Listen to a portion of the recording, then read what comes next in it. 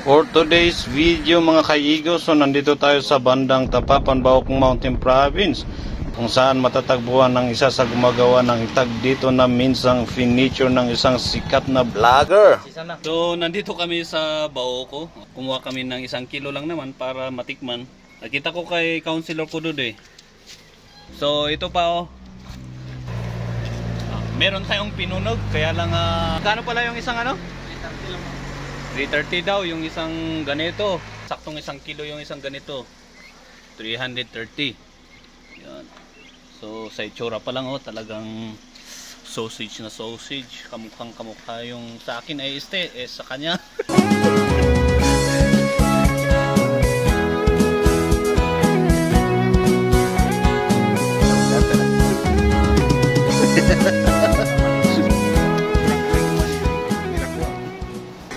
Yan yung technique para medyo magkakulay.